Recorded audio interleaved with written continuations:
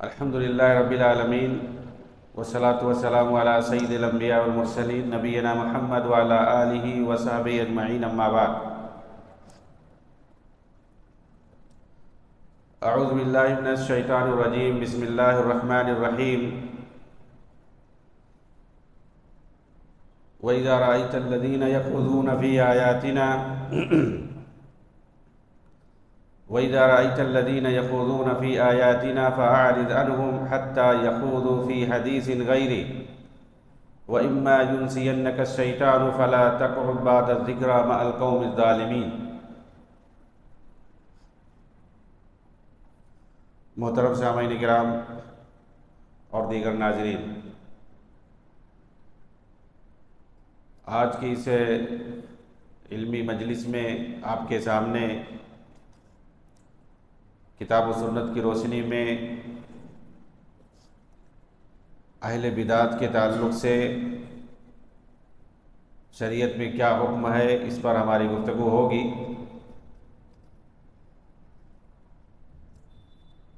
دعا ہے کہ اللہ تعالی ہمیں اچھی بات کہنے، سننے اور اس پر عمل کرنے کی توفیق بخشے۔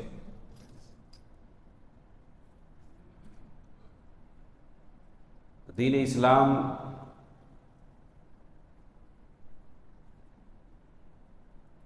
اللہ رب العالمین کی طرف سے جسے نبی پاک صلی اللہ علیہ وسلم لے کر آئے، یہ بالکل واضح پیغام ہے پوری دنیا کے لیے،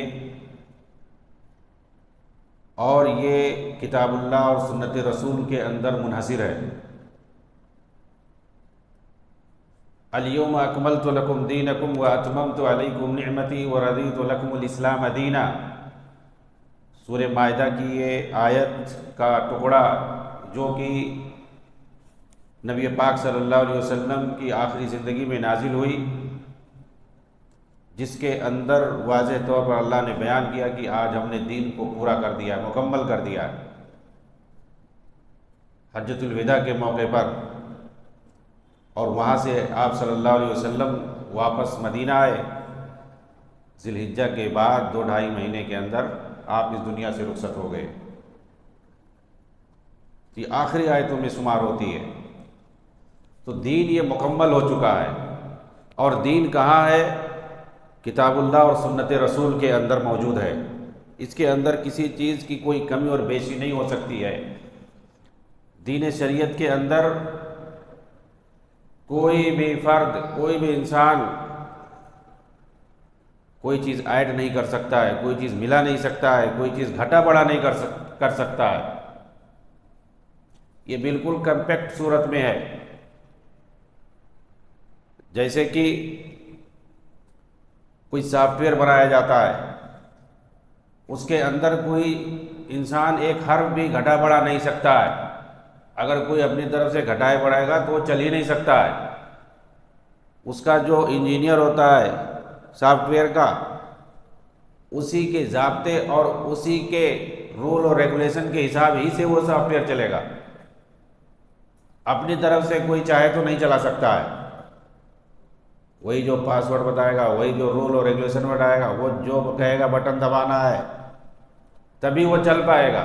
ایسے ہی دین اسلام اللہ رب العالمین نے جو آخری پیغمبر جناب محمد رسول اللہ صلی اللہ علیہ وسلم کو دے کر بھیجا ہے، نبی صلی اللہ علیہ وسلم اس کے خاص پیغمبر ہیں، وہی انجینئر ہیں۔ آپ صلی اللہ علیہ وسلم جس طریقے سے اس دین کو سمجھائیں اور جیسے عمل کرنے کے لیے بولے، ویسے ہمیں کرنا ہوگا۔ اس کے اندر کوئی طریقہ، کوئی عمل ہم اپنی طرف سے گھٹا بڑھا نہیں سکتے، نہ گھٹا سکتے نہ بڑھا سکتے، کچھ بھی نہیں۔ اور اس میں کوئی چینجنگ بھی نہیں کر سکتے، کوئی امینڈمنٹ نہیں کر سکتے، کوئی ترمیم نہیں کر سکتے۔ کوئی دنیا کا دستور اور قانون نہیں ہے کہ یہ فلیکسیبل قانون ہے، اس کے اندر آپ جو ABCD گھٹا دے بڑھا دے کر کے ایڈ کر دے۔ یہ ایسا نہیں ہے کوئی جو ہے فلیکسیبل دستور ہے، وہ کمپیکٹ ہے بالکل، جیسے اللہ رب العالمین نے بھیجا ہے، اور وہی چیز ویسے ہی رہے گی۔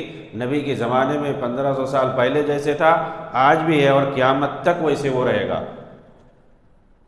جگہ اور زمانے وقت کے حساب سے کوئی چیز اس میں گھٹ بڑھ نہیں سکتی، ہر زمانے کے لیے اور ہر جگہ کے لیے وہ ایک طرح سے مناسب ہے، اسی طریقے سے اس پر عمل ہوگا۔ آج بھی جیسے نبی پاک صلی اللہ علیہ وسلم کے زمانے میں عمل کیا جاتا تھا، شریعت پر دین پر عمل کرنا، ویسے ہی اور اسی طریقے سے آج بھی مطلوب ہے جیسے نبی پاک صلی اللہ علیہ وسلم کے زمانے میں مطلوب تھا۔ صحابہ کرام رضوان اللہ علیہم اجمعین نبی پاک صلی اللہ علیہ وسلم کو دیکھ کر جیسے عمل کرتے تھے، انبیاء کرام بھیجے ہی اسی لیے گئے تھے تاکہ وہ اللہ کے دین کو واضح کر کے بتائیں لوگوں کو کہ ایسے جو ہے احکام پر، دین کے احکام پر عمل کرنا ہے۔ اللہ کے رسول فرماتے ہیں صلو کما رأیتمونی اصلی، ویسے ہی نماز پڑھو اسی طریقے سے جیسے تم نے مجھے دیکھا ہے پڑھتے ہوئے۔ صحابہ کرام کو یہ بات کہنے سے آخر کیا پیغام دینا چاہتے ہیں اللہ کے رسول؟ کہ ویسے ہی نماز پڑھو جیسے تم مجھے دیکھتے ہو، جیسے تم مجھے دیکھتے ہو، یہی طریقہ اور منہج ہے۔ یہ اگر نہیں پائے گا، صرف پڑھنا ہے، کیسا بھی آدمی پڑھے، یہ اہل بدعت کا طریقہ ہے، کیسا بھی پڑھ لے۔ نماز پڑھنے سے مطلب ہے آدمی کیسے بھی پڑھ لے، نہیں نہیں نہیں، بخاری کے اندر ہے اللہ کے رسول پڑھ رہے ہیں ویسے پڑھو جیسے میں پڑھ کے بتا رہا ہوں تمہیں۔ یہ منہج ہے، یہ طریقہ ہے۔ رسول پاک نے یہ طریقہ سکھایا صحابہ کرام کو، اور صحابہ کرام آپ دیکھیں گے بہت ساری حدیثوں میں وہ اپنے بعد کے لوگوں کو سمجھاتے تھے، نماز پڑھ کر کے اس کے بعد بتاتے تھے ایسے میں نے اللہ کے رسول کو نماز پڑھتے ہوئے دیکھا ہے۔ وضو بناتے تھے، اس کے بعد بتاتے تھے لوگوں کو ایسے ہی میں نے اللہ کے رسول کو وضو بناتے ہوئے دیکھا ہے۔ یہ طریقہ جو بتاتے تھے اس کا مطلب کیا ہے؟ وہ طریقہ بھی دین کے اندر مطلوب ہے، وہ منہج اور طریقہ مطلوب ہے۔ اگر اس طریقے سے ہٹ کر کے آپ عبادت کریں گے، کوئی بھی دین کا عمل کریں گے تو مطلوب ہی نہیں ہوگا۔ اسی کو سنت کہتے ہیں، اسی کو سنت کہتے ہیں۔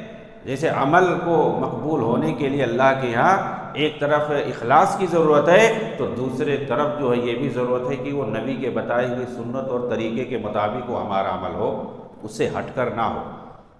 ہم کیسا بھی عمل کر لیں یہ نہیں چلے گا، جیسے اللہ کے رسول نے بتایا اسی طریقے سے۔ خذوا عنی مناسککم، حج کرنے اللہ کے رسول گئے، لاکھوں کی تعداد ہے، اللہ کے رسول کہہ رہے ہیں لوگوں سے جیسے مجھ سے سیکھو طریقہ کیسے حج کرنا۔ قرآن میں تو ہے وَأَتِمُّ الْحَجَّ وَالْعُمْرَةَ لِلَّهِ، حج اور عمرہ اللہ کی خاطر کرو۔ حکم دیا گیا ہے حج کرنے کے لیے، لیکن طریقہ آپ کو کہاں ملے گا، کیسے کرنا ہے؟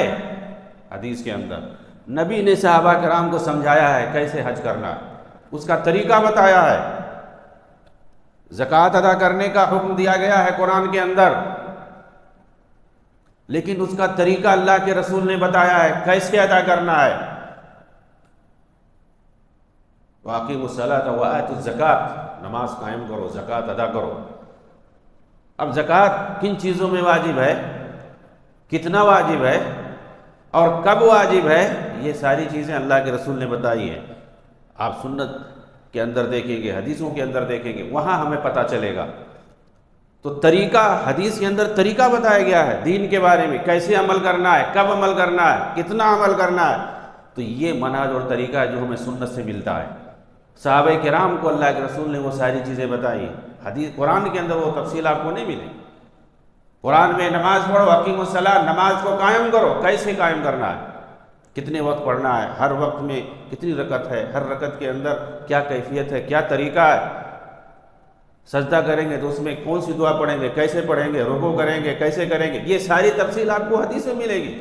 اللہ کے رسول نے نماز پڑھ کے صحابہ کرام کو بتایا ہے، طریقہ بتایا، ویسے ہمیں مطلوب ہے، اس سے ہٹ کر کے نہیں۔ تو جہاں پر اللہ رب العالمین نے دین کو نازل کیا ہے تو اس کا منہج اور طریقہ بتانے کے لیے اللہ کے رسول کو بھیجا ہے، اسی سنت کے مطابق۔ آپ دیکھیے صحابہ کا زمانہ ہے، عبداللہ بن مسعود رضی اللہ تعالیٰ عنہ کوفہ کے اندر تھے، اور وہاں پر ابو موسیٰ اشعری رضی اللہ تعالیٰ عنہ گورنر تھے۔ کوفہ کی مسجد کے اندر کچھ لوگ عصر کے بعد بیٹھ کر کے حلقہ بنا کر کے بیٹھ کر کے تسبیح پڑھ رہے ہیں۔ ایک آدمی لوگوں کو تسبیح پڑھا رہا ہے، وہ کہہ رہا ہے سبحان اللہ، اس کے بعد سب لوگ کہتے ہیں سبحان اللہ، وہ کہہ رہا ہے الحمدللہ، اس کے بعد سب لوگ کہتے ہیں الحمدللہ۔ ابو موسیٰ اشعری رضی اللہ تعالیٰ عنہ وہ جاتے ہیں بھاگ کر کے عبداللہ بن مسعود رضی اللہ تعالیٰ عنہ کے پاس، اور کہتے ہیں کہ ہم نے ایک نئی چیز دیکھی ہے، ایک نیا طریقہ دیکھا ہے۔ تو پھر ان کو بلا کے لاتے دکھاتے ہیں کہ دیکھو یہ لوگ کیا کر رہے ہیں۔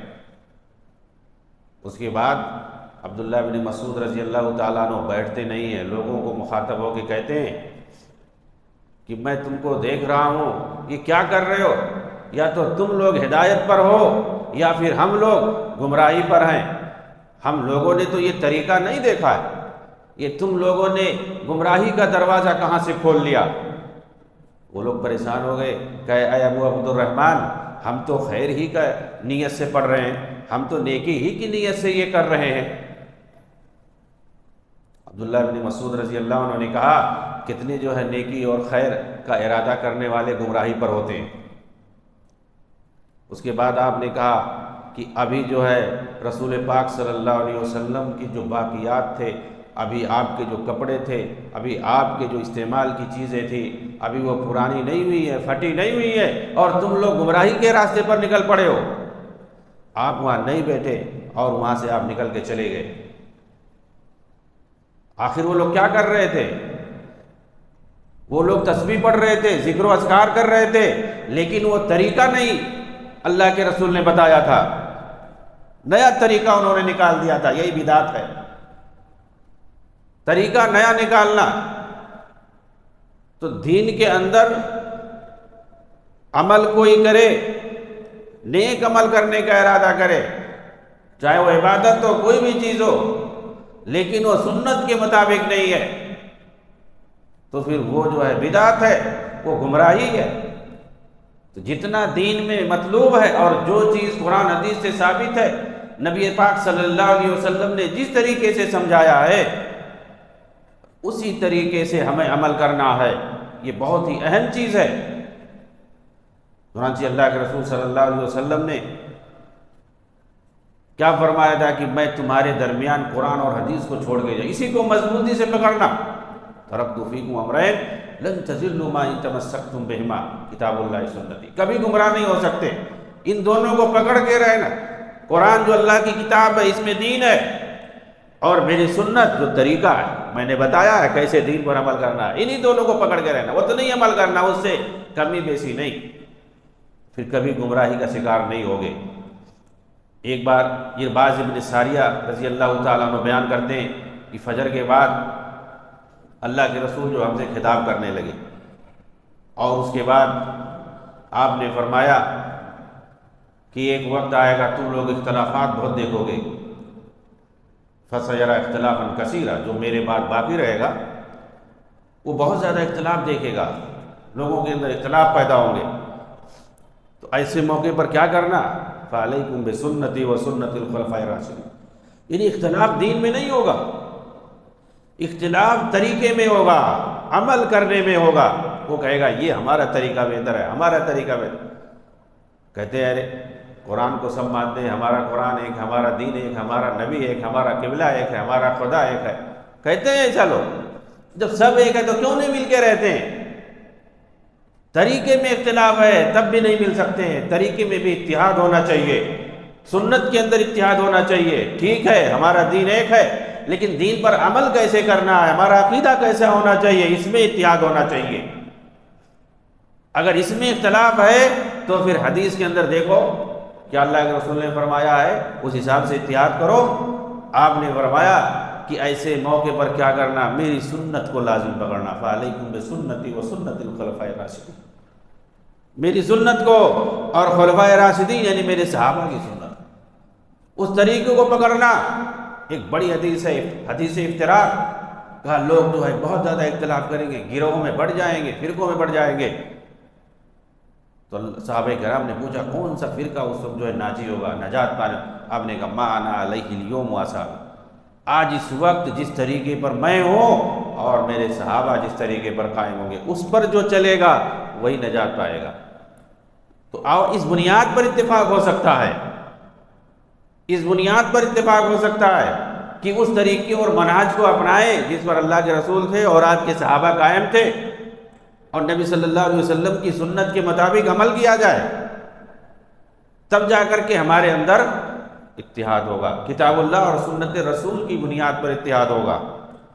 یہ نہیں کہ جو ہے ہر کوئی اپنے اپنے طریقے اور منہج کو لے کر کے چلے اور اس کے بعد کہیں کہ جو ہے اتفاق ہو جائے، کبھی نہیں ہو سکتا جب تک طریقہ اور منہج نہیں متحد ہو گیا۔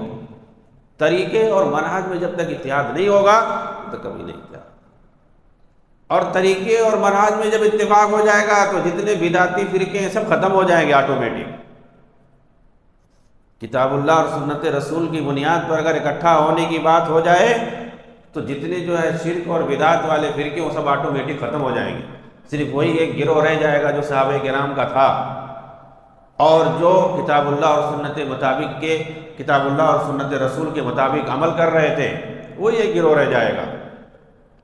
قرآن کے اندر صاف صاف ہے، سورہ نساء کے اندر، یا ایھا الذین آمنوا اطیعوا اللہ واطیعوا الرسول واولی الامر منکم، اے ایمان والو اللہ کی اطاعت کرو، رسول کی اطاعت کرو، اور جو تمہارے اندر اولو الامر ہیں ان کی اطاعت کرو۔ اولو الامر جو حکم والے ہیں، فیصلے والے ہیں، یہاں جو آپ تفسیر میں دیکھیں گے یہ فیصلے والے کون لوگ مراد ہیں؟ حکام اور علماء، امراء اور علماء مراد ہیں اس سے۔ ان کی جو تمہارے اندر جو فیصلے والے ہیں، جن کے پاس قوت فیصلہ ہے، ان کی جو ہے فرما برداری کرو، ان کی بات سنو۔ کون لوگ مراد ہیں؟ حکام اور علماء مراد ہیں۔ تفسیر ہم پڑھیں گے، قرآن پڑھیں گے تو یہ باتیں سمجھ میں آئیں گی، اور آج جو ہے ان کے خلاف لوگ تھان ہوتا نہیں سمجھ پاتے ہیں، قرآن حدیث سے دور ہے۔ آپ دیکھیں نوجوان آج کل جو اہل بدعت کی تقریروں سے متاثر ہے، وہ لوگ سب سے زیادہ یا تو حکام کے خلاف برائی کریں گے، تان و تشریح کریں گے، یا پھر علماء کے خلاف۔ یہ لوگ کچھ نہیں جانتے، ایسے اور ویسے، ان کو کچھ سوچ بوجھ نہیں۔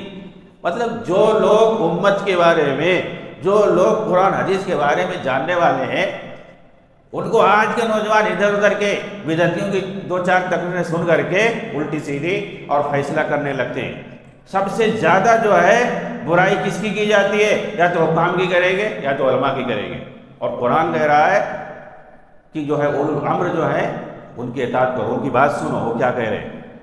وہ کوئی بات کہتے ہیں تو بہت دور تک سوچ سمجھ کے کہتے ہیں، وہ ایسا نہیں کہ سامنے جو ہے کود پڑو، چاہے جاؤ، جان دے دو، ختم ہو جاؤ،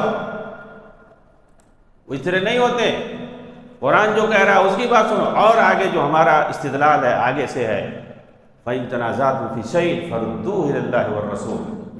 اگر آپس میں کوئی تنازع ہو جائے، کوئی اختلاف ہو جائے، کوئی بھی اختلاف ہو جائے، کوئی دینی اختلاف ہو جائے، دنیاوی اختلاف ہو جائے، کوئی بھی اختلاف ہو جائے، اور دیکھیں فی شیء کا لفظ ہے، نکرہ کا لفظ ہے، کوئی چھوٹی سی چھوٹی بات ہو، معمولی سی معمولی بات ہو، بڑی بات ہو تو کوئی بات نہیں، چھوٹی بھی بات ہو، اگر آپ کا آپس میں اختلاف ہو جائے، انسان رہتے ہیں آپس میں تو اختلاف ہونا ہے، طے ہے، اختلاف ہو سکتا ہے، کیونکہ انسانوں کی عقلیں مختلف ہوتی ہیں، انسانوں کی عقلوں کے معیار الگ الگ ہوتے ہیں، سوچنے کا انسان کے ذہن الگ الگ ہوتے ہیں، اختلاف ہو سکتا ہے، آرا میں اختلاف ہو سکتا ہے، گفتگو میں، بات میں اختلاف ہو سکتا ہے، سمجھنے میں، کسی چیز کے سمجھنے میں اختلاف ہو سکتا ہے، کسی مسئلے کے سمجھنے میں اختلاف ہو سکتا ہے، آپس میں کسی بات پر جو لڑائی جھگڑا ہو سکتی ہے۔ ایک ساتھ جب رہتے ہیں تو اختلاف ہو سکتا ہے، تو ایسے موقع پر کہاں جائیں گے؟ کہاں جائیں گے؟ علماء کے پاس آئیں گے۔ قرآن کہہ رہا ہے کہ فَإِن تَنَازَعْتُمْ فِي شَيْءٍ فَرُدُّوهُ إِلَى اللَّهِ وَالرَّسُولِ۔ تو آپس میں اگر اختلاف ہو جائے تو قرآن اور حدیث کی طرف آؤ، وہاں سے تمہارا معاملہ حل ہو جائے گا۔ کوئی چھوٹی سے چھوٹی بات بھی ہوگی، چھوٹا سے چھوٹا معاملہ بھی ہوگا، وہ بھی حل ہو جائے گا۔ قرآن حدیث کے پاس کیا رکھا ہے؟ آؤ، حل ہو جائے۔ علماء کے پاس آپ کو آنا پڑے گا، جو قرآن اور حدیث کو صحیح سے سمجھتے ہیں۔ یہ نہیں کہا کہ جو ہے تم کسی فقہ میں ماہر ہو، وہاں جاؤ، وہاں معاملہ تمہارا حل ہو جائے گا۔ کسی فقہ کی طرف نہیں بلا کہا اللہ تعالیٰ نے، یا کسی انسان کا نام نہیں لیا، کسی قوم کا نام نہیں لیا، کسی دستور کا نام نہیں لیا، کسی ملک کا نام نہیں لیا اللہ تعالیٰ نے۔ کس کا نام لیا؟ قرآن اور حدیث کا نام لیا، اللہ اور اس کے رسول کا نام لیا۔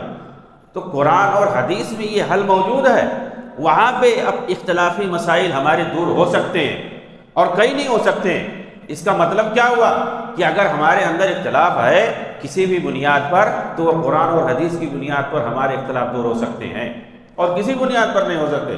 تو قرآن حدیث کی روشنی میں آؤ، تبھی جا کر کے ہمارا اختلاف ہر طرح سے ختم ہوگا، چاہے وہ دینی اختلافات ہو، چاہے وہ عقیدے کا اختلاف ہو، چاہے وہ منہج کا اختلاف ہو، چاہے وہ فکر اور افکار کا اختلاف ہو، کسی طرح کا بھی اختلاف ہو، دنیاوی معاملات میں بھی اختلاف اگر ہو تو ہر اختلاف کا حل جو ہے قرآن اور حدیث کے اندر ہے، سنت رسول کے اندر ہے۔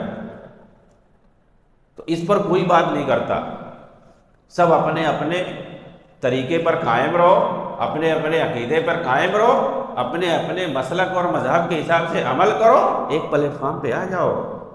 دل کبھی نہیں ملیں گے، فکر کبھی نہیں ملے۔ آپ دیکھیں نماز میں کھڑے ہیں، کوئی ادھر ایک ہاتھ ادھر باہر کھڑا ہے، کوئی رفع دین کر رہا ہے، کوئی نہیں کر رہا ہے، کوئی آمین کہہ رہا ہے، کوئی نہیں کہہ رہا ہے، کوئی سنت کے مطابق عمل کر رہا ہے، کوئی سنت سے بھاگ رہا ہے، کوئی سنت سے چڑ رہا ہے، کوئی سنت پر سختی سے عمل کر رہا ہے۔ کیسے ہو پائے گا؟ کوئی کچھ عقیدہ رکھتا ہے، کوئی کچھ عقیدہ رکھتا ہے۔ پہلے اپنا منہج، عمل، عقیدہ یہ سب درست کرنا ہوگا۔ ہم یہ نہیں کہتے کہ فلاں کے مطابق چلو، بھائی صحابہ نے نبی کو دیکھ کر کے کیسے عمل کیا تھا وہ ساری چیزیں موجود ہیں، قرآن حدیث کے اندر موجود ہیں۔ صحابہ نے عمل کر کے بتلایا ہے، نبی صلی اللہ علیہ وسلم کو دیکھ کے عمل کیا اور انہوں نے پوری دنیا میں دین کو پھیلا دیا۔ دین محفوظ ہے اور یہ قیامت تک محفوظ رہے گا اپنے اصلی حالت میں۔ تو اس کے مطابق آئے عمل کریں اور ایک ساتھ مل کر کے رہیں۔ یہ نہیں کہ تم بھی صحیح ہو، تم بھی صحیح ہو، میں بھی صحیح ہوں، ایسا ہو ہی نہیں سکتا ہے۔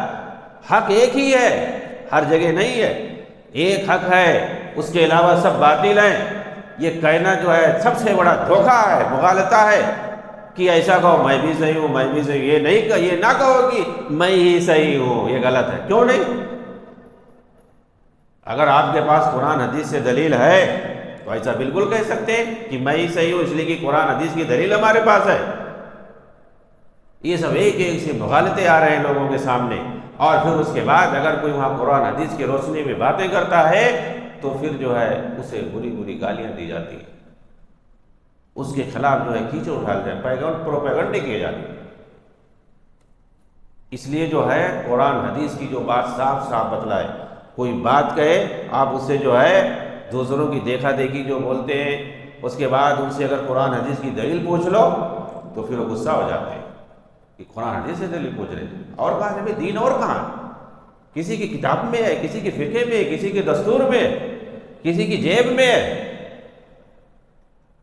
دین تو قرآن اور حدیث میں، اس کے علاوہ اور کہاں ہے؟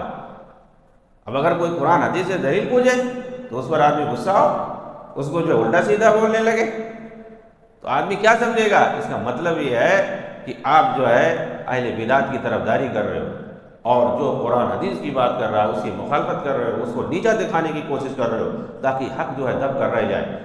ایسا بالکل نہیں، حق کبھی نہیں دب سکتا ہے۔ تو اہل بدعت کو جب تک پروموٹ کیا جاتا رہے گا تب تک جو ہے یہ سنت سامنے کھل کر کے نہیں آئے گی، اور جو صحیح دین ہے، کتاب و سنت اور صحابہ کا جو منہج ہے، نبی صلی اللہ علیہ وسلم نے جس طریقے سے صحابہ کو دین سکھایا ہے وہ منظر عام پر نہیں آ سکتا ہے، اہل بدعت کے ڈھوگ میں دب کر کے رہ جائے گا۔ حضرت عائشہ رضی اللہ تعالیٰ عنہ کی ایک بڑی حدیث ہے، صحیح بخاری کے اندر ہے، کہتے ہیں کہ اللہ کے رسول صلی اللہ علیہ وسلم نے یہ آیت کریمہ پڑھی، هو الذی انزل علیک الکتاب منہ آیات محکمات ہن ام الکتاب واخر متشابہات فاما الذین فی قلوبہم زیغ فیتبعون ما تشابہ منہ۔ یہ جو اللہ کی کتاب ہے اس کے اندر محکم آیتیں، محکم آیتیں یعنی اس کے اندر بالکل جو ہے احکام واضح کھلے ہوئے، پتہ چل جائے پڑھ کر کے کہ یہ حرام ہے یہ حلال ہے، اور کچھ آیتیں متشابہ کہ سب پر اس کا حکم واضح نہیں ہوتا ہے، اس کو جو بہت ہی زیادہ راسخ العلم ہوتے ہیں وہی لوگ سمجھ پاتے ہیں، نہیں سمجھ پاتے ہیں سب لوگ۔ تو جو اہل بدعت ہوتے ہیں جن کے دلوں میں کجی ہوتی ہے، ٹیڑھ پن ہوتا ہے، وہ لوگ انہی آیتوں کے پیچھے پڑتے ہیں، متشابہ آیتوں کے پیچھے، بالکل حکم واضح نہ ہو۔ اس کی میں مثال بتا رہا ہوں، ابھی آپ لوگ سمجھ جائیں گے۔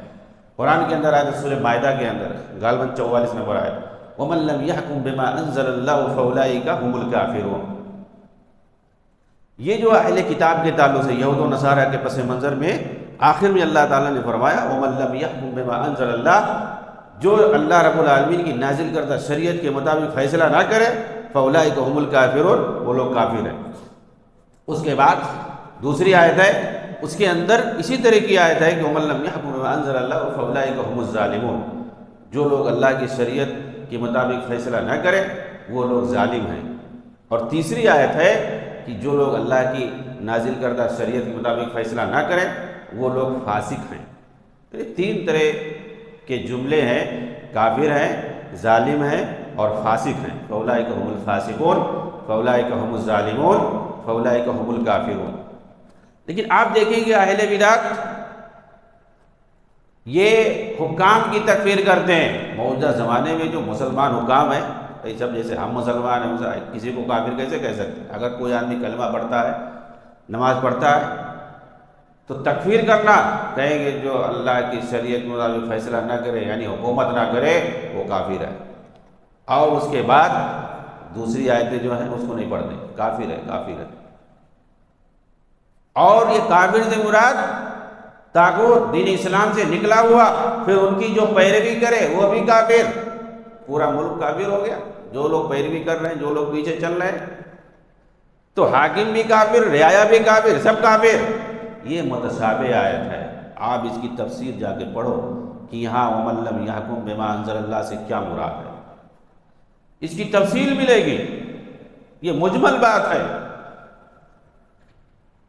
اس کی تفصیل کیا ہے؟ حضرت علی کے زمانے میں خوارج نے اسی آیت سے جو ہے استدلال کیا تھا، اور انہوں نے صحابہ کو کافر کہہ دیا تھا، نعوذ باللہ۔ بتائیے، خوارج نے اسی آیت سے استدلال کرتے ہوئے حضرت علی، حضرت معاویہ، حضرت عمرو بن عاص رضی اللہ عنہ اجمعین جیسے جلیل القدر صحابہ کو کافر کہہ دیا تھا۔ یہ آیت، اسی آیت سے استدلال کرتے ہوئے ابن عباس رضی اللہ عنہ نے جا کر کے ان سے مناظرہ کیا تھا اور کہا تھا یہاں اللہ رب العالمین نے کفر سے جو مراد لیا ہے وہ نہیں ہے جسے تم لوگ سمجھتے ہو، اور میں دیکھ رہا ہوں تمہارے درمیان کوئی صحابی نہیں ہے، کوئی عالم نہیں ہے۔ ابن عباس رضی اللہ تعالیٰ عنہ نے خوارج کو دیکھا، سب بیٹھے ہوئے تھے، ان کے پاس گئے تھے، کہا یہ خوشی کی بات ہے مجھے کہ میں دیکھ رہا ہوں تمہارے درمیان کوئی صحابی نہیں ہے۔ حالانکہ اس وقت صحابہ کی تعداد ہزاروں میں تھی، کوئی صحابی نہیں اور کوئی عالم نہیں ہے۔ اس طرح کا جو فتویٰ لگاتے ہیں ظاہری چیزوں کو دیکھ کر کے اور تفصیل میں نہیں جاتے، کون لوگ ہوتے ہیں؟ مطلب عالم نہیں ہوتے۔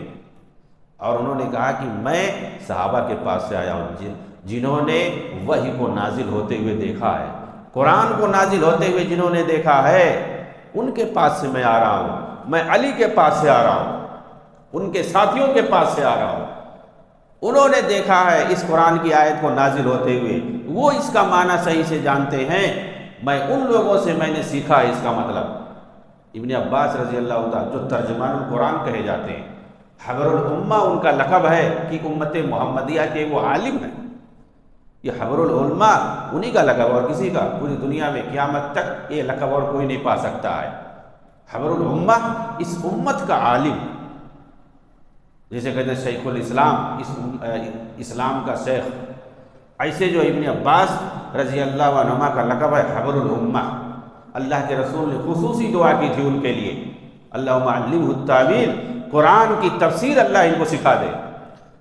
تو ابن عباس رضی اللہ تعالیٰ عنہ کی اگر کوئی تفسیر آ جائے سامنے صحیح سند سے تو وہ حجت ہے، وہ حجت ہے۔ اللہ کے رسول نے ان کے لیے خصوصی دعا فرمائی تھی ابن عباس رضی اللہ تعالیٰ عنہ کے لیے۔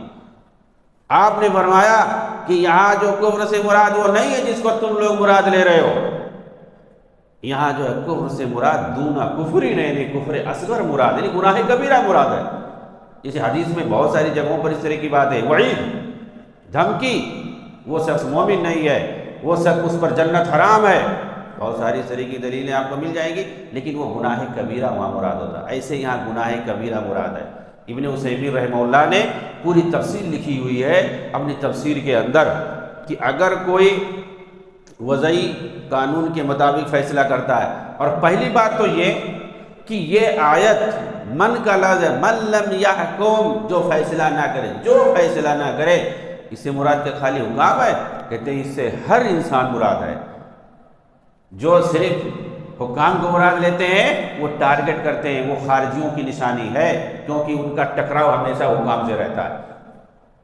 ان کو اقتدار اور کرسی حاصل کرنا ہے، وہ ہمیشہ حکام سے لڑتے ہیں، حکام ہی سے ان کا ٹکراؤ ہمیشہ رہتا ہے۔ حسن بصری کے پاس کچھ لوگ آئے، کہے جو ہے حجاج بن یوسف جو ہے ایسا ہے ویسا ہے، ہم لوگ اس کے خلاف لڑائی کرنا چاہتے۔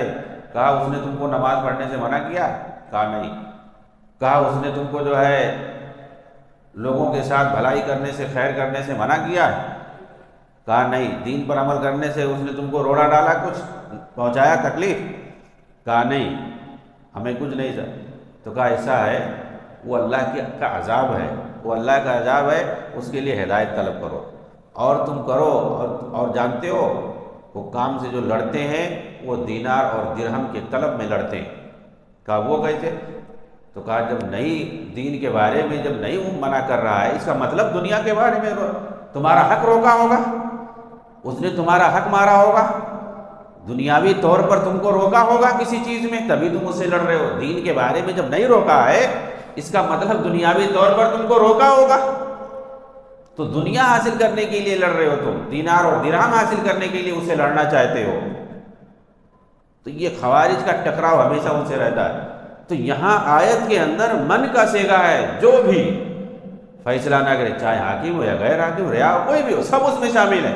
کوئی بھی اگر اس کے پاس فیصلہ آتا ہے، یا کوئی بھی کام اگر شریعت کے ہٹ کر کے کرتا ہے، وہ بھی شامل ہے اس میں، ہر انسان شامل ہے اس میں۔ جو بھی کوئی کام اگر شریعت سے ہٹ کے کرتا ہے تو آپ اس کو کہو کہ وہ کافر ہے، اس میں ہر کوئی آئے گا۔ شریعت سے ہٹ کر کے شریعت کے مطابق اگر کوئی فیصلہ نہیں کرتا ہے، کوئی کام نہیں کرتا ہے، تو وہ کافر ہے، وہ ظالم ہے، وہ فاسق ہے۔ اس میں ہر کوئی شامل ہے، یہ نہیں ہے کہ صرف حاکم ہے، حاکم رعایا اس میں سب شامل ہیں۔ یہ پہلی بات ہوئی۔ اور دوسری بات کہ یہاں جو ہے شریعت سے ہٹ کر کے فیصلہ کرنا، تو کیا اسے کافر ہو جائے گا، اور یہاں کیا مراد کیا ہے؟ اس کی تفصیل یہ ہے کہ اگر شریعت سے ہٹ کر کے فیصلہ کرتا، یعنی ایک طرف شریعت ہے، قرآن حدیث ہے، اور دوسری طرف ایک دوسرا دنیاوی قانون ہے، دنیاوی قانون، یہ بھی صحیح ہے، یہ بھی صحیح ہے۔ کبھی کبھی ہوتا ہے کہ اللہ رب العالمین نے انسانوں کو اجازت دی ہے کہ وہ اپنا جو ہے یعنی دنیاوی معاملات چلانے کے لیے وہ اصول اور قانون اور ضابطہ بنا سکتے ہیں، قانون بنا سکتے ہیں، اور اس کو نافذ بھی کر سکتے ہیں، لیکن شرط یہ ہے کہ وہ شریعت کے خلاف نہ ہو، اللہ کے حکم کے خلاف نہ ہو، رسول کے پیغام کے خلاف نہ ہو۔ تو آدمی بنا سکتا ہے، ادارہ ہے، کمپنی ہے، مدرسہ ہے، یونیورسٹی ہے، ہر ایک کے اپنے کیا ہوتے ہیں، قانون ہوتے ہیں، ضابطے ہوتے ہیں، رول ریگولیشن ہوتے ہیں۔ اگر دنیا میں کوئی ایسا قانون ہے، دستور، ایسے ہی ملک کو چلانے کے لیے بھی آدمی دستور بنا سکتا ہے چلانے کے لیے، لیکن یہ ہے کہ کیا اس کے مطابق فیصلہ کرے تو وہ کافر ہو جائے گا، اور کب ہوگا، یہ سب تفصیل ہے، یہ سب جاننا پڑے گا پہلے۔ کیا دستور اور قانون بنانا غلط ہے؟ ایک سوال ہے یہ، ٹھیک ہے، شریعت ہے اپنی جگہ پہ، لیکن انسانی دستور اور قانون بنانا کیا غلط ہے؟ بالکل غلط نہیں ہے۔ جیسے آپ اپنے گھر میں اصول اور قانون بنا سکتے ہیں، ایک آپ کمپنی چلا رہے ہیں اس کے اصول اور قانون بنا سکتے ہیں، ایک ادارہ یونیورسٹی چلا رہے ہیں اس کے لیے آپ اصول اور ضوابط بنا سکتے ہیں، رول ریگولیشن بنا سکتے ہیں، ایک ملک کو چلانے کے لیے بھی آپ رول اور ریگولیشن دستور بنا سکتے ہیں، کوئی مسئلہ نہیں ہے، لیکن ضروری ہے کہ وہ قرآن حدیث کے شریعت کے خلاف وہاں پر کوئی چیز نہ ہو، شریعت کے خلاف کوئی چیز نہ ہو، تو آپ اس کے مطابق فیصلہ کر سکتے ہیں، لیکن شریعت کا نافذ کرنا یہ الگ چیز ہے۔ شریعت، مسلمانوں پر شریعت کا نافذ کرنا، جہاں جتنا جس کو اختیار ہے اس حساب سے ہر ایک کو، یہ صرف حکامی کو نہیں ہے، سب کے اوپر ہے۔ سب سے پہلے تو شریعت کو اپنے اوپر انسان نافذ کرے، کیونکہ سب سے زیادہ کنٹرول اپنے اوپر ہوتا ہے، اس کے بعد اس کے گھر کے اوپر جس کا جتنا دائرہ اختیار ہے، شریعت کو نافذ کرے، کہاں؟ اپنے گھر پہ نافذ کرے، اپنے گھر کے اندر نافذ کرے، جو مالک ہو، اس کے علاوہ جیسے گاؤں کا جو مکھیا ہے تو گاؤں میں نافذ کرے، اس کے جتنا جس کا دائر اختیار ہے، ملک کا جو حاکم ہے اس پر فرض ہے اگر وہ مسلمان ہے تو اس کا جہاں تک دائر اختیار ہے وہ نافذ کرے، ہر ایک پر جتنا جس کا دائر اختیار ہے اس پہ نافذ کرے۔ شریعت کا قانون اصول جو بھی ہے وہ نافذ کرے، ہر انسان پہ فریضہ ہے، اور جس کا جتنا دائر اختیار ہے اس کا جو ہے انسانی دستور اور قانون سے کوئی ٹکراؤ ہے ہی نہیں۔ اگر کوئی جو ہے انسان ایسا قانون بناتا ہے قرآن حدیث کے شریعت کے خلاف، ظاہر سی بات ہے وہ ناقابل قبول ہوگا۔ اب اگر کوئی شریعت کے مخالف قانون بنائے، چاہے گھر چلانے کے لیے، چاہے یونیورسٹی چلانے کے لیے، چاہے ملک چلانے کے لیے، کیسے کچھ بھی چلانے کے لیے، اگر وہ قانون جو بنایا ہے شریعت کے خلاف ہے، مثال کے طور پر شریعت کے وہ خلاف ہے، اب وہ قانون کہے کہ یہ قانون جو میں بنایا ہوں یہ شریعت کے مقابلے زیادہ بہتر ہے، اب وہ شخص ہوگا کافر، وہ دین سے خارج ہو جائے گا اگر ایسی کوئی سوچ رکھتا ہے کہ شریعت کے مقابلے کوئی دستور اور قانون بنائے اور اس کے بعد سمجھے کہ یہ زیادہ بہتر ہے، یا برابر سمجھے، تب بھی برابر سمجھے یا شریعت سے بڑھ کر سمجھے، تب بھی ہر صورت میں جو ہے اگر ایسا کوئی عقیدہ رکھنے کی بنیاد پر ہی وہ کافر ہو جائے گا، عمل کرے یا نہ کرے، عقیدہ ہی محض اگر رکھتا ہے تب بھی وہ کافر ہو جائے کہ قانون بنائے اور وہ شریعت کے مخالف ہو اور یہ سمجھے کہ یہ جو میں قانون بنایا ہوں یہ زیادہ بہتر ہے یا اسی کے برابر ہے، یا یہ عقیدہ رکھے کہ اس وقت جو ہے شریعت جو ہے کام نہیں کرے گا، یہ زمانے کے لائق نہیں ہے، یہ جو ہم نے بنایا ہے دستور اس زمانے کے مطابق یہ چلے گا، وہ اس لائق نہیں ہے، تو یہ جو ہے تکذیب ہو جائے گا، گویا جھٹلا رہا ہے، تو ایسی صورت میں وہ کافر ہو جائے گا۔ لیکن اگر کوئی انسان ایسا دستور بناتا ہے جو شریعت کی مخالف نہیں ہے اور وہ اس پر عمل کر رہا ہے، یا جو ہے کسی مجبوری میں، یا وہ عقیدہ نہیں رکھ رہا ہے، یا وہ عقیدہ اس کا نہیں ہے بلکہ وہ شریعت کو زیادہ بہتر سمجھ رہا ہے، تو ایسی صورت میں وہ کافر نہیں ہوگا، تو کبھی کافر ہو جائے گا اور کبھی گناہ کبیرہ کا ارتکاب کرے گا اور کبھی جو ہے جواز والی صورت رہے گی، یعنی مطلب یہ کہ حالات پر دیکھا جائے گا، حالات پر یہ منحصر ہے۔ چنانچہ بدعتی قسم کے جو لوگ ہوتے ہیں وہ ان ساری چیزوں کا خیال نہیں کرتے، اپنے عقیدے جو منحرف ان کے عقیدے ہوتے ہیں اسی کے حساب سے وہ چلتے ہیں۔ لہذا ضروری ہے کہ ہم ان ساری چیزوں کا خیال کریں، اور خاص طور سے موجودہ زمانے میں جو بدعتی فرقے ہیں جو اپنی بدعت کو پروموٹ کرتے ہیں اور جو سلفی بنا جائے اس کو جو ہے نیچا دکھانے کی کوشش کرتے ہیں، ان کے خلاف پروپیگنڈے کرتے ہیں، خاص طور سے موجودہ زمانے میں جو اخوان المسلمین اور جماعت اسلامی سے جڑے ہوئے لوگ ہیں، یہی لوگ جو ہے اہل حدیثوں کے خلاف اور سلفیوں کے خلاف زیادہ پروپیگنڈا کرتے ہیں، جو قرآن حدیث کو سیدھا سیدھا پیش کرتے ہیں۔ آپ دیکھیے یہ حسن بننا، یہ سید قطب ہے، یہ مودودی ہے، اور یہ محمد غزالی ہے، یہ یوسف قرضاوی ہے، یہ ڈاکٹر صاحب کے تو اور زیادہ پھیلے ہوئے ہیں، تقریر اور ویڈیو اور کیا کیا سب جو ہے جس کے ذریعے سے مختلف قسم کی گمراہیاں پھیل رہی ہیں نوجوانوں کے اندر، ایک سے دسیوں گمراہیاں بیان کر سکتے ہیں، اور نوجوان جو ہے اس میں پاگل ہوئے جا رہے ہیں، دیوانے ہوئے جا رہے ہیں، ان کو سمجھ میں نہیں آتا ایسی ایسی گمراہیاں، اور لوگ جو اسٹیجوں سے بیان کرتے ہیں ان کے بارے میں اپنے جو ہے کہ ہم جو ان سے عقیدت مند ہے ایسا اور ویسا، ایک سے لوگ آگے۔ ابھی دیکھیے وہاں جو ہے ڈاکٹر ذاکر نائک جا کر کے جو اسرار احمد کے بارے میں کیا کیا بیان کر رہے ہیں، ان کی خوبیاں بیان کر رہے ہیں، جبکہ وہ حق الوجود کا عقیدہ رکھتے تھے، وہ خمینی کی تعریفیں کر رہے ہیں، ایران نے کیا کیا، ایسا کیا ویسا کیا، اور دوسرے جو عالم اسلام ہے سنی عالم وہ لوگ کچھ نہیں کر پا رہے۔ کیا بھائی اس نے کر دیا؟ جب سے وہ اس کا جو انقلاب آیا پوری دنیا کے اندر عالم اسلام تباہ ہو رہا ہے، عراق تباہ ہو گیا، سیریا تباہ ہو گیا، یمن تباہ ہو گیا، لبنان تباہ ہو گیا، ایک سے ملک تباہ ہو رہے ہیں، لاکھوں کروڑوں مسلمان جو ہے برباد ہو رہے ہیں، پورا ملک تباہ ہو رہا ہے، اور اس کی تعریفیں کریں اس نے جو کر دیا 2500 سال کی بادشاہت کو ختم کر دیا، تو حضرت عمر وغیرہ نے کیا کیا تھا بھائی، صحابہ نے کیا کیا تھا؟ اگر خمینی نے آ کر کے 2500 سال کی بادشاہت کو ایران میں ختم کیا ہے تو حضرت عمر نے کیا کیا تھا؟ صحابہ نے کون سی بادشاہت کو ختم کیا تھا؟ اس کا مطلب صحابہ نے کچھ نہیں کیا تھا، خمینی نے آ کر کے ختم کیا ہے بادشاہت کو، باقاعدہ انہوں نے کہا ہے کہ 2500 سال کی قائم بادشاہت کو اکھاڑ کے پھینک دیا۔ پھر صحابہ نے کیا کیا تھا؟ صحابہ نے کچھ نہیں کیا تھا، خمینی کی تعریف اتنا زیادہ کرتے، کہتے کہ ہم نے جو لکھا، انہوں نے کہا تھا کہ وہاں پر لوگ کہتے ہیں کہ خمینی رحمۃ اللہ علیہ کی جو ہے مزار پر وہاں شرک اور بدعت ہوتا ہے. میں وہاں گیا، وہاں کچھ نہیں دیکھا. فاتحہ پڑھنے وہاں گیا. بتائیے، جو صحابہ کو کافر سمجھتے ہو، امہات المومنین کو گالیاں دیتے ہو، صاف صاف اس نے کتابیں لکھی ہو، حضرت عائشہ رضی اللہ تعالی عنہا کو جہنمی کہتا ہو، ایسے لوگوں کی تعریفیں کرنے والے اور ایسی خرافاتی جو ہے عقیدہ رکھنے والے اور خرافاتی قسم کے جو ہے بیانات دینے والے، پیشین وہی الٹی سیدھی کرنے والے اور ایسا ثابت کرنے والے جہاں مہدی جہاں سے نکلے ان کو کہیں کہ یہ لوگ کچھ نہیں کر پائیں گے، یہ سب یہودیوں کے ساتھ رہیں گے. اور جو یہودیوں کے ساتھ رہیں گے وہاں سے مہدی نکال رہے ہیں، اور جہاں سے مہدی نکلیں گے اور جہاں کے لوگ ساتھ دیں گے ان کو یہودی ثابت کر رہے ہیں. سب الٹا. جو صحیح بخاری کے اندر، مسلم کے اندر وہ روایت نہ پڑھ کر کے جھوٹی روایت پڑھ رہے ہیں. کیا ثابت کرنا چاہتے ہیں؟ شیعوں کو پروموٹ کرنے والے وحدت الوجود، جو انسان بھی معبود ہے، خالق بھی مخلوق، مخلوق بھی خالق، الٹی سیدھی باتیں تفسیر کرنے والے. یہ ایولیوشن جو ڈاروین کا یہودی جو نظریہ قائم کیا تھا انسان بندر سے، اس نظریے کو پیش کرنے والا مسلمانوں میں اور ان کے بیٹے کی گواہی کی روشنی میں وہ اسی دونوں عقیدے پہ کفری عقیدہ ہے. چاہے ڈاروین کا عقیدہ ہو کہ انسان بندر تھا، یا چاہے یہ وحدت الوجود، دونوں نظریہ کفریہ ہے. اور ان کے بیٹے نے کہا ہمارے والد کی وفات ان دونوں عقیدے پہ ہوئی ہے، اللہ ان کو معاف فرمائے. ان کے بیٹے نے کہا وفات کے بعد. ایسے لوگوں کی تقریروں کو لوگ پروموٹ کر رہے ہیں. اور جو اہل سنت ہیں، جو لوگ قرآن حدیث کی سیدھی سیدھی باتیں بتاتے ہیں، ان سے لوگوں کو متنفر آج کیا جا رہا ہے. لہذا ضرورت ہے کہ ہم پہچانیں کون اہل بدعت ہیں اور کون اہل سنت ہیں.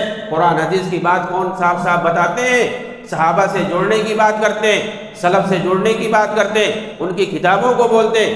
آپ بتائیے جو سلف کی کتابیں آج پیش کرتا ہے کہ بھائی آپ پڑھو کتب السنہ، امام احمد کی کتابیں پڑھو، ان کے بیٹے عبداللہ بن احمد کی کتابیں پڑھو، علامہ بربہاری، علامہ لالکائی، علامہ ابن بطہ، علامہ شاطبی، امام شافعی، یہ جو بڑے بڑے علماء گزرے ہیں. اور آج جو لوگ علماء ان کی کتابوں کو کوٹ کرتے ہیں، ان کی کتابوں سے نقل کر کے لکھتے ہیں، سمجھاتے ہیں، صحابہ سے جڑ کے رہو، ان کے منہج سے جڑ کے رہو، ان کو آج کل برا بھلا کہا جا رہا ہے. علامہ ربیع بن ہادی مدخلی رحمہ اللہ حفظہ اللہ، محمد امان جامی رحمہ اللہ، صالح الفوزان حفظہ اللہ، عبد المحسن العباد حفظہ اللہ، یہ سارے لوگ جو کتابیں لکھتے ہیں اور بتاتے ہیں کہ یہ سلف کی کتابوں سے جڑ کر کے رہو اور بدعتیوں سے دور رہو. اور جو لوگ بدعت کو پروموٹ کر رہے ہیں تنظیم کی شکل میں، جماعت کی شکل میں، افراد کی شکل میں، ان سے دور رہو. ایسے لوگوں کو بری بری گالیاں دی جا رہی ہیں، بھٹکایا جا رہا ہے، امت کو گمراہ کیا جا رہا ہے، نوجوانوں کو مروایا جا رہا ہے، تباہی پھیلائی جا رہی ہے. ان لوگوں کو جو لوگ فساد پھیلا رہے ہیں زمین پر اللہ کی، ان کو جو ہے مجاہد کہا جا رہا ہے. ان کو سمجھ میں نہیں آتا ہے.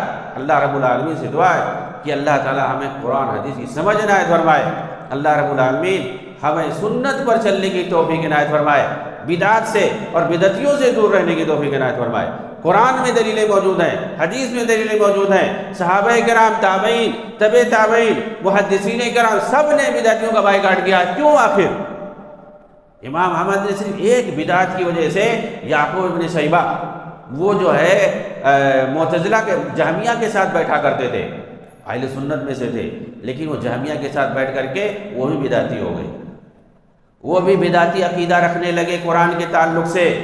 امام احمد بن حنبل سے پوچھا گیا، ان کے زمانے میں جو بادشاہ تھا، جو خلیفہ تھا متوکل علی اللہ، اس نے کہا امام احمد سے جا کر کے فتویٰ پوچھ لو کہ قاضی ہمیں رکھنا ہے، اس آدمی کے پاس جو علم بہت زیادہ ہے، علم میں دینیات کے ساتھ معقولات میں بھی ماہر ہے، یعنی عصری علوم میں بھی ماہر ہے، منطق فلسفہ میں بھی ماہر ہے. یعقوب بن شیبہ اس کو جو ہے قاضی بنانا ہے، جج بنانا ہے. کس سے پوچھا جا رہا ہے؟ امام احمد سے. امام احمد نے کہا کہ اس کو مت بناؤ قاضی، قاضی مت بناؤ اس کو، اتنا بڑا ماہر ہے، کیوں نہیں قاضی بنائے؟ دین کا بھی علم رکھتا ہے، منطق اور فلسفہ بھی جانتا ہے، ساری چیزیں جانتا ہے. کہا وہ بدعتی ہے، وہ قرآن کے بارے میں اس کا غلط عقیدہ ہے، قرآن کے بارے میں اس کا عقیدہ صحیح نہیں ہے. امام احمد کی بات مانی جاتی ہے. ایک بدعت ہونے کی وجہ سے امام احمد نے کہہ دیا وہ بدعتی ہے، اس کو قاضی نہیں بنا سکتے ہیں. بتائیے آج لوگ کہہ رہے ہیں کہ ارے ایک بدعت سے کیا ہوتا ہے، بہت ساری اچھائیاں ان کے اندر، اچھائیاں کس کے اندر نہیں ہیں؟ دین کے اندر ایک بدعت کی وجہ سے منع کر دیا. تو بدعتیوں کا ایسا نہیں ہے، بھینکر اگر کوئی اور اگر بلنڈر ہے کسی کے اندر، کوئی بڑی بدعت ہے تو بتایا جائے گا، کیونکہ اس بدعت کے اندر اگر کوئی پڑ گیا اس آدمی کی وجہ سے اس بدعت میں بھی پڑ سکتا ہے، اس لیے دھیرے دھیرے امت گمراہ ہو سکتی ہے، ایک بڑا طبقہ امت کا گمراہی کا شکار ہو سکتا ہے. آپ بہت زیادہ اس میں آپ کو واقعات مل جائیں گے. تو جو اہل سنت کے جو ہے کتابیں ہیں ان سے آپ جڑیں پڑھیں، اور جو علماء اہل سنت ہیں اور جو سلف کے منہج پر چلنے والے ہیں ان کی باتوں کو سنیں، ان کی کتابوں کو پڑھیں، اور ایسے لوگوں سے جڑ کر رہیں. اسی میں خیر اور بھلائی ہے، تبھی جو ہے دین پر صحیح سے عمل ہو سکے گا. ورنہ ایک بدعت کی وجہ سے ہمارا جو ہے قدم ڈگمگا جائے گا، تو سنت پر اگر مطابق ہمارا عمل نہیں ہوگا اللہ کے مقبول ہی نہیں ہوگا. سب سے بڑی بات اللہ رب العالمین ہمیں سنت پر چلنے کی توفیق عنایت فرمائے اور سنت کی روشنی میں زندگی گزارنے کی توفیق عنایت فرمائے. آمین. وآخر دعوانا ان الحمدللہ رب العالمین. والسلام علیکم ورحمۃ اللہ وبرکاتہ.